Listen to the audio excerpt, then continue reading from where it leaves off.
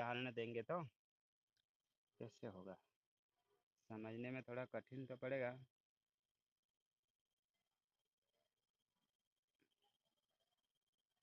दूसरा उदाहरण है तो इसका ध्यान किया नहीं। जैसे हस आद गुण है और वृद्धि रेचि एक दूसरे का बाधक होते हैं। आद गुण और वृद्धि रेचि। आद गुण क्या करता है? आद गुण के लिए गुण आदेश होता है। पूर्व में रहेगा अवर्ण, पर में रहेगा अच, तो आद गुण। देखो ये उदाहरण नहीं है तुल्य बल विरोध के लिए। अवर्ण से परे एच हो तो क्या लग जाता है? वृद्धि। वृद्धि।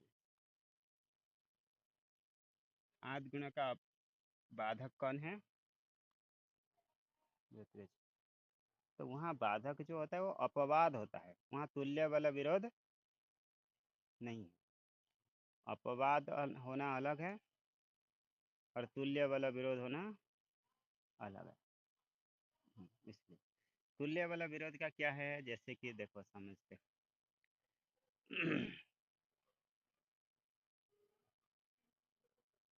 कि इसको राम शब्द चलाते समय बताते।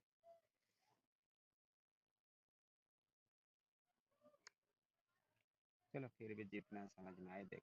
राम शब्द, देखो कोई भी शब्द को, जैसे व्याकरण में नियम है, क्या नियम है? अपदम न प्रयुंजित, बिना पद के शब्द का प्रयोग नहीं। संस्कृत में एक शब्द एक वाक्य बोलने के लिए क्या करना पड़ेगा? पहले पद, पद होना चाहिए, उसकी पद संज्ञा होनी चाहिए। पद संज्ञा होने के बाद ही आप संस्कृत में बोल सकते हैं। एक वाक्य बोलने के लिए, एक वाक्य लिखने के लिए, उस वाक्य, वाक्य क्या होता है? एक पद मिल करके वाक्य बनते हैं, एक तिंगंत लग करके हो, अथवा पद के समूह क्या होते हैं? वाक्य होते हैं। तो एक वाक्य को बोलने के लिए क्या चाहिए होता है? पद। बिना पद के आप संस्कृत में प्रयोग, संस्कृत शब्द प्रयोग नहीं कर सकते। इसलिए आपको क्या करना पड़ेगा? पद संज्ञा। पद संज्ञा करने वाला सूत्र क्या है?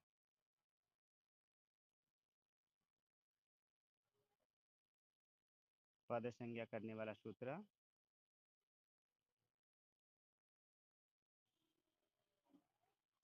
सुनाई दे रहा है?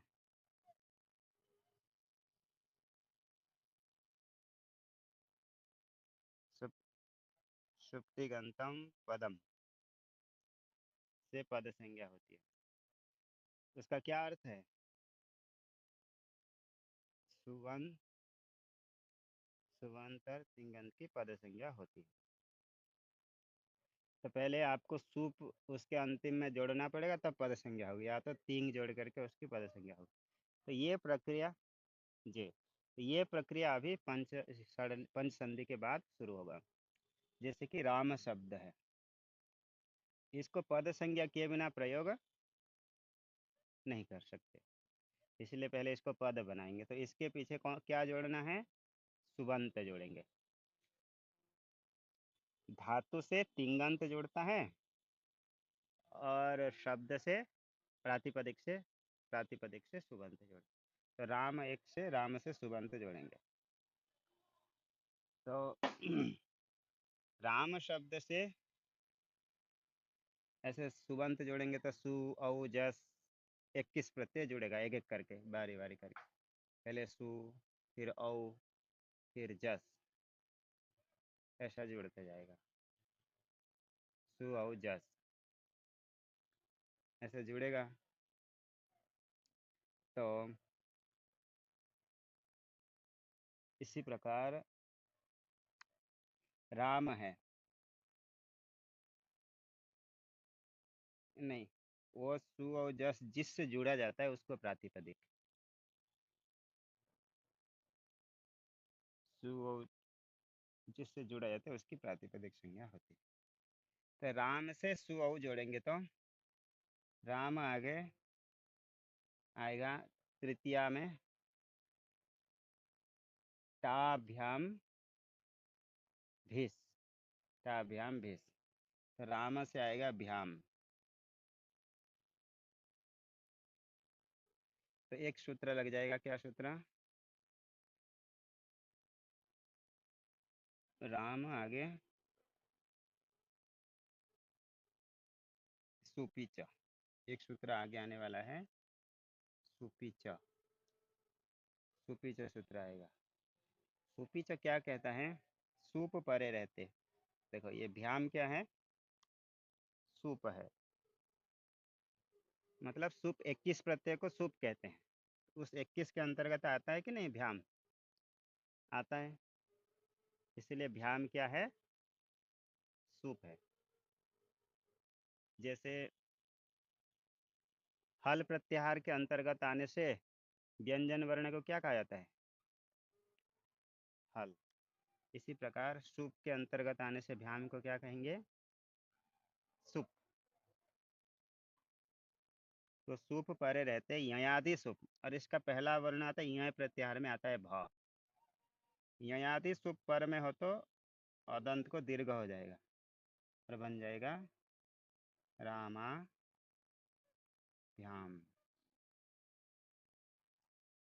ये बन जाएगा रामाभ्याम।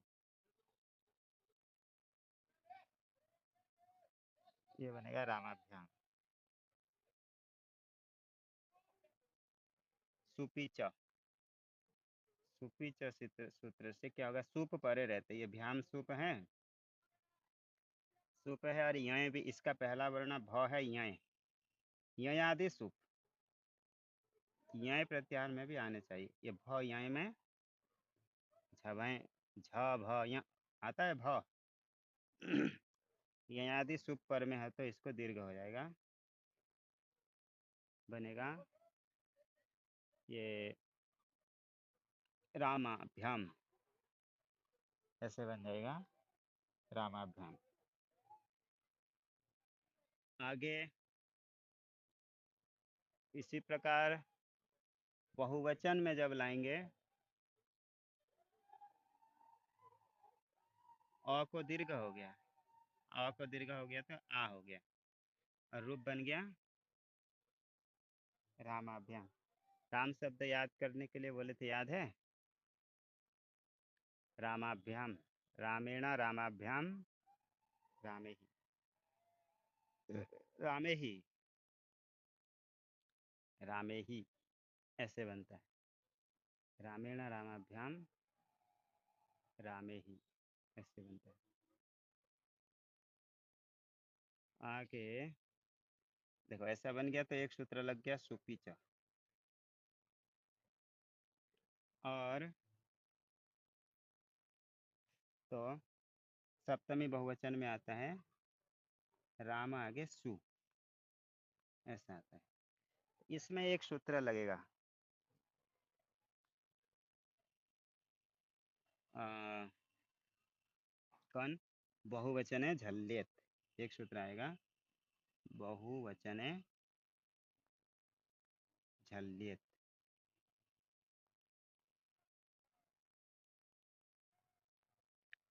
ये सूत्र क्या कहता है? देखिए, बहुवचन में ये सु है, ये बहुवचन सुप का है। बहुवचन झलादि बहुवचन पर में हो तो, और ये स जो है झल में आता है, झल में आएगा। झलादि बहुवचन होते ये अ को क्या हो जाएगा? ए। अदंत अंग को ये हो जाएगा। बहुवचन है झल्लेत, एत होकर के बन जाएगा रामे सु। कैसे बनेगा? यहाँ पे लग गया बहुवचन है झल्लेत रामेशु में। रामाभ्याम में राम आगे भ्याम में क्या बन गया? सुपीच। सुपीच। सुपीचा में बहुवचन झल्यत लग रहा है? नहीं, सुपीचा में बहुवचन झल्यत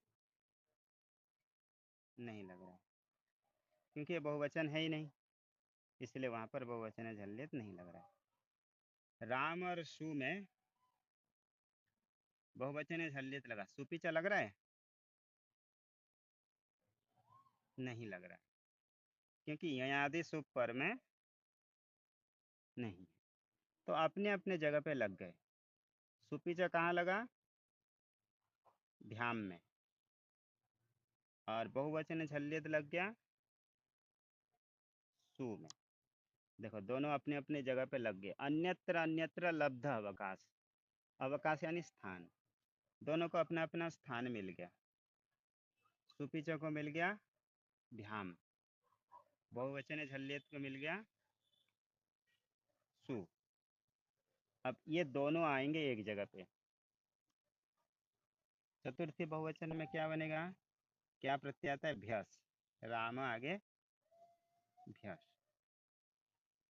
यहाँ पे आएंगे, दोनों आ जाएंगे, सुपीचा भी आएगा और बहुवचन झल्यत भी आएगा, क्योंकि ये बहुवचन भी है और झल भी है, तो दोनों एक साथ।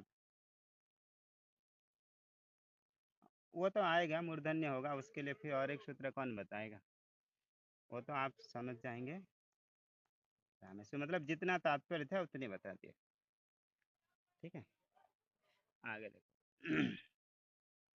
राम आगे भ्यस, तो यहाँ पे दोनों सूत्र आए, सुपीचा और बहुवचन झल्यत। तो इन दोनों में अभी विचार होगा कि दोनों में से कौन लगेगा। सुपीचा का भी निमित्त है और बहुवचन झल्यत इसका भी निमित्त है। तो हाँ, तो अभी सूत्र लगेगा विप्रतिषेधे परम कार्यम। ये तुल्य बल विरोध हुआ। तुल्य बल विरोध में क्या होता है? अन्यत्र अन्यत्र लब्ध अवकाश, दोनों सूत्र को अपने अपने स्थान पर अवकाश मिल चुका है। सुपीचा कहाँ लग चुका है? भ्याम में। बहुवचन झल्यत लग चुका है शु में। वो दोनों अभी आकर के प्राप्त हो रहे कहाँ पे? भ्यस में। तो इसी अवस्था को, इसको कहा जाता है तुल्य बल विरोध। यदि यहाँ पर क्या होता, किसी एक को स्थान मिला होता, एक को नहीं मिला होता, तो वो वाला बलवान हो जाता, चलो इसको अभी तक कहीं लगा ही नहीं, इसलिए इसको लगा दिया जाए।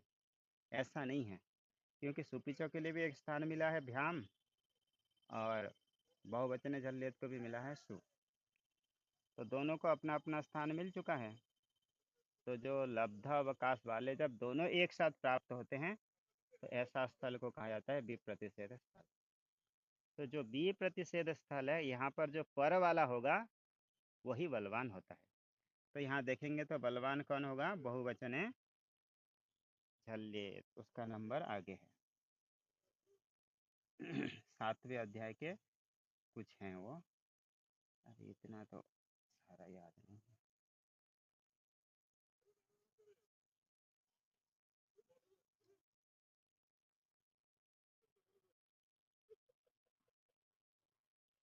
ये आ जाएंगे यहाँ पे।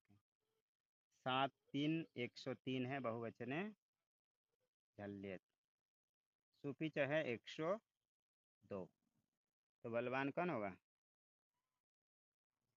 103। हाँ सुपीच वो 102 है। बहुवचन झल बहुवचन झल्यत 103, तो बहुवचन झल्यत ये बलवान है, इसलिए क्या हो जाएगा? बहुवचन झल्यत लग करके रूप क्या बनता है? रामे भ्या, इसको बहुवचन झल्यत से ए होकर के रामे भ्या ऐसे बन जाएगा, रामाय रामाभ्याम रामेभ्यः। इसी स्थल को ही क्या, ऐसे स्थल को कहा जाता है विप्रतिषेध स्थल। और जहाँ पर ऐसा नहीं होगा उसको विप्रतिषेध नहीं कहा जाएगा। इसलिए जहाँ त्रिपादी और सपादी होगा वहाँ पर विप्रतिषेध स्थल नहीं है, और उत्सर्ग अपवाद स्थल पर भी विप्रतिषेध स्थल नहीं है। और एक चीज बताए थे, विप्रतिषेधे परम कार्यम, इसका ऐसा अर्थ था। तो पर का अर्थ क्या बताए थे?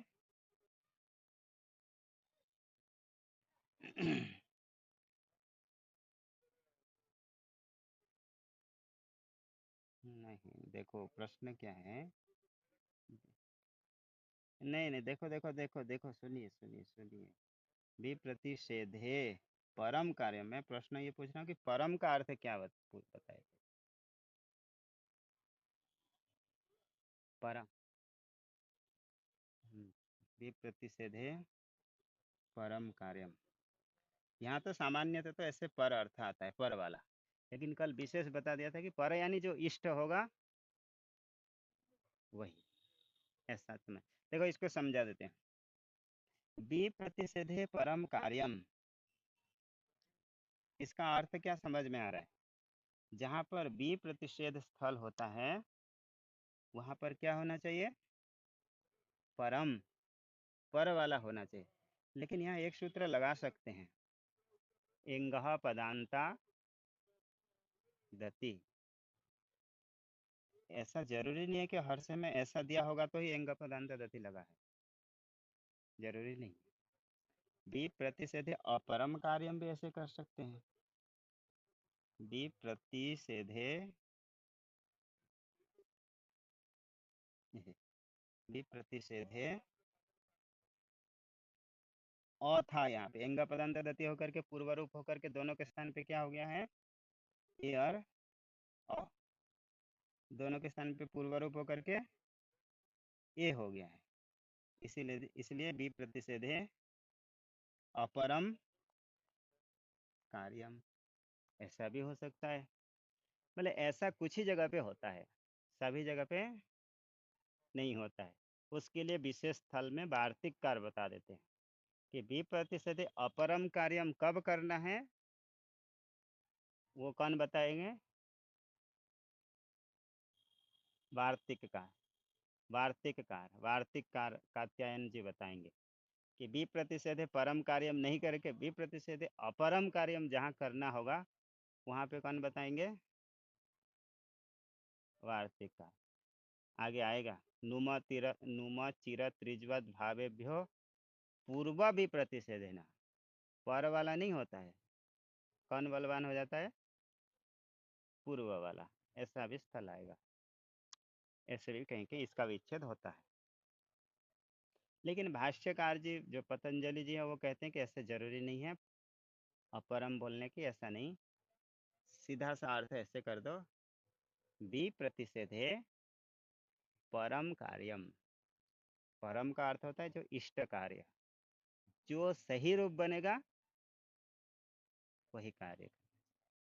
कैसे पता चलेगा ये रूप सही है कि ये सही है? कैसे पता चलेगा?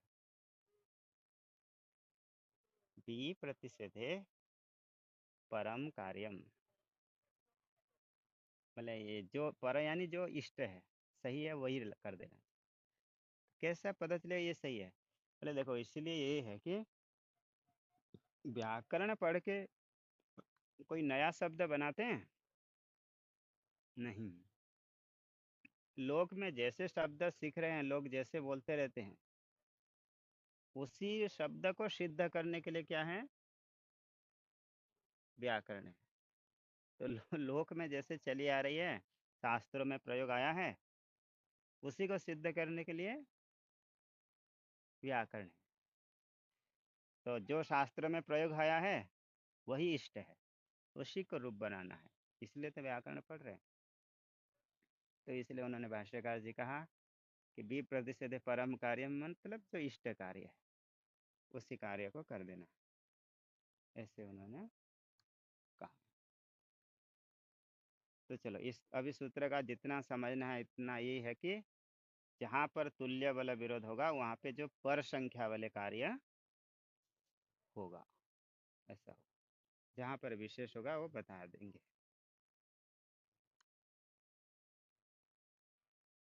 ये सूत्र हो गया।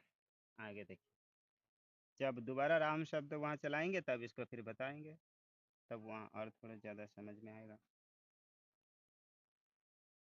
क्योंकि पहले से आगे का बताने से थोड़ा मन हटा देते हैं विद्यार्थी वहाँ से।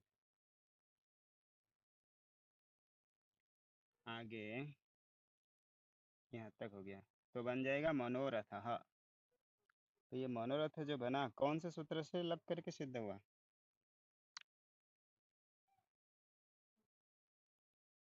पूर्व- जी, ससुर शुरू आदि होकर के पूर्वोत्तरा सिद्धम से पता चला कि रोरी असिद्ध है, इसलिए हसी से सूत्र लग जाएगा। आगे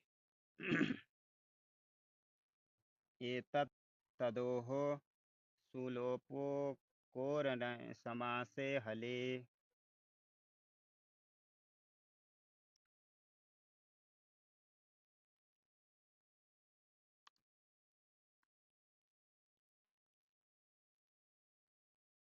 ए-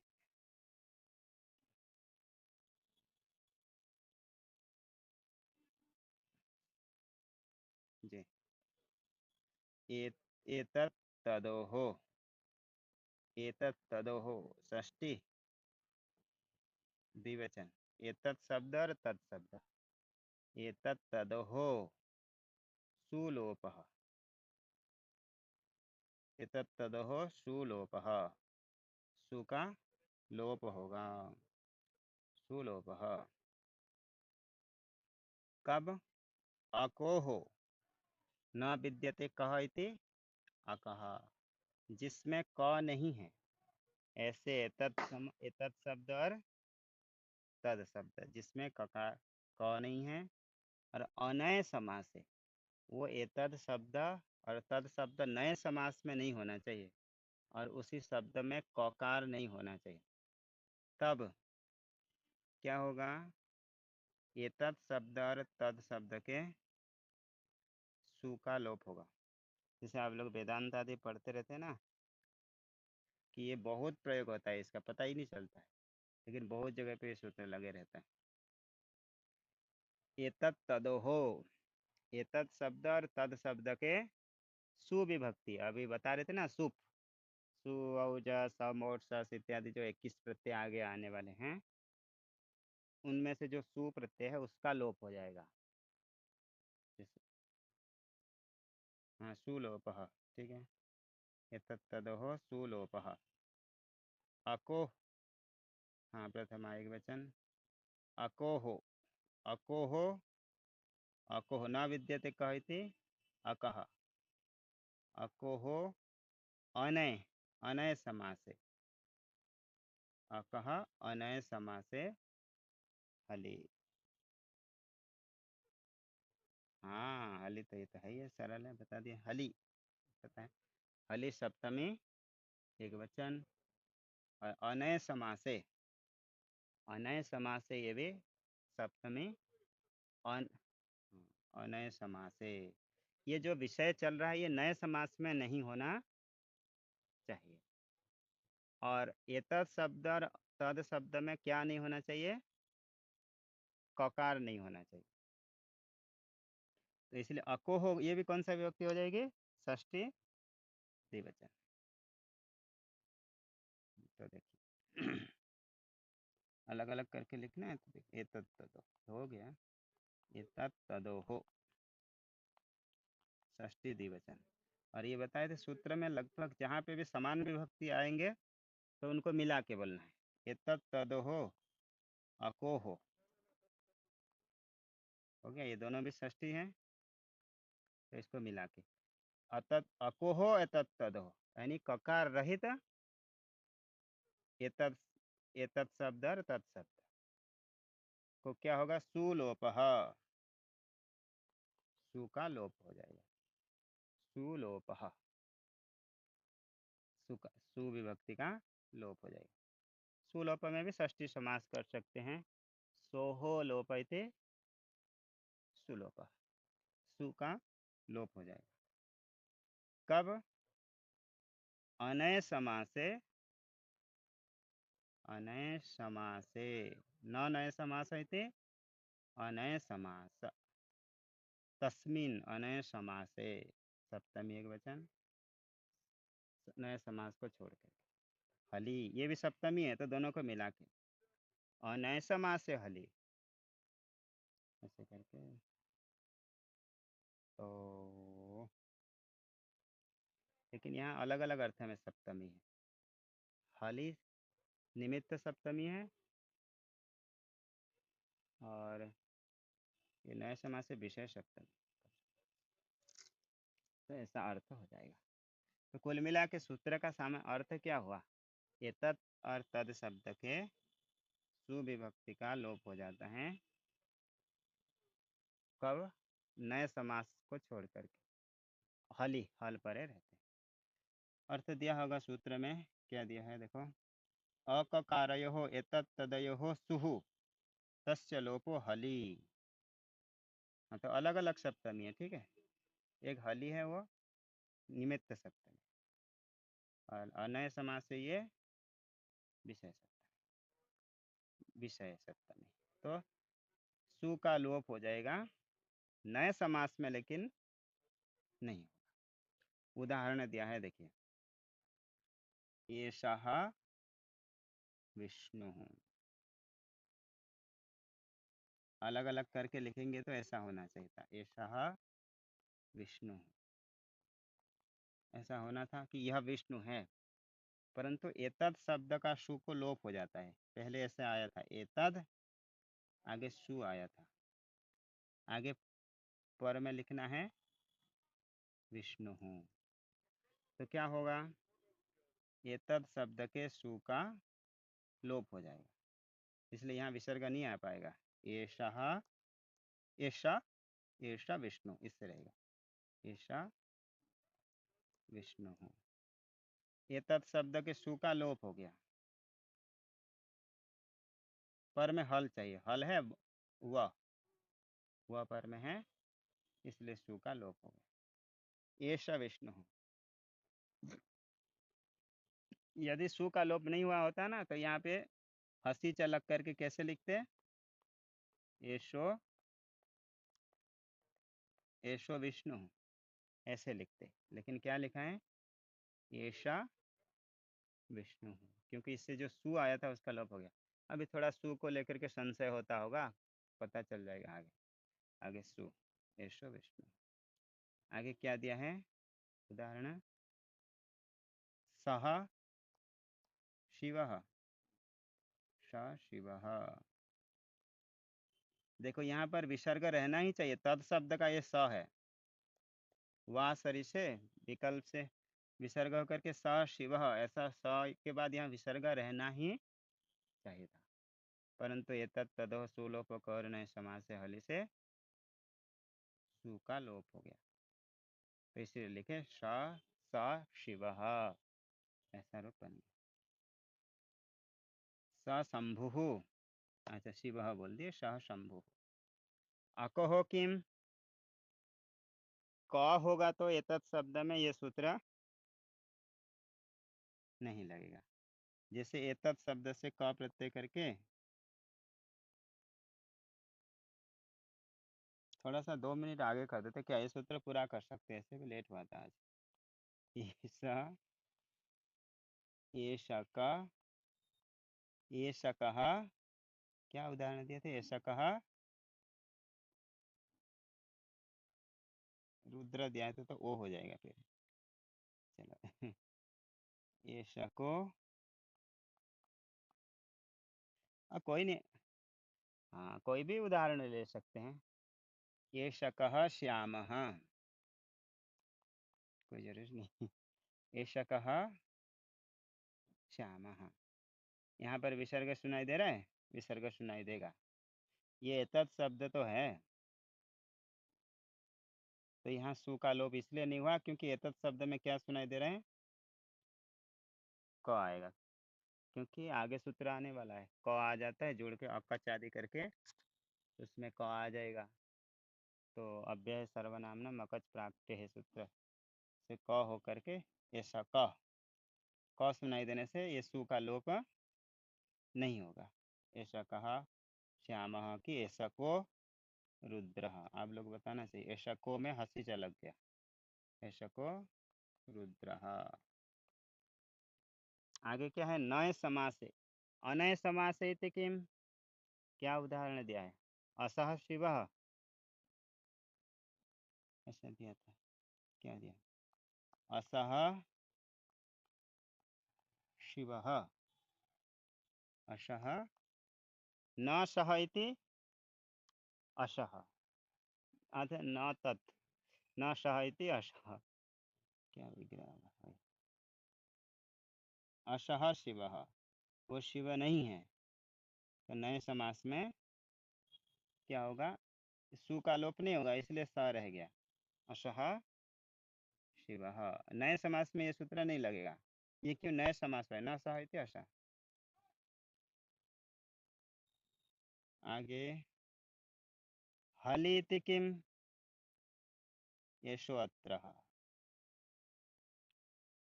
ये तद शब्द से बन गया है एषः, एषः आगे सु है, आगे अत्र। ये पहले था एष, एतद शब्द का स करके सु विभक्ति था, ये सु विभक्ति एतद को आगे सूत्र लग करके स बन जाता है एष। आगे होने के बाद ये सु था, वही सु को ससो रू, फिर क्या सूत्र लगेगा यहाँ पे, ये श में है अ, पर में है अतोर प्लुता दप्लुते उ आद्गुण इंग पदंत दति एषो अत्र। यहाँ पर भी सूत्र नहीं लगा क्योंकि ये नए समास है। एक सूत्र बचा है, ये तो अगला क्लास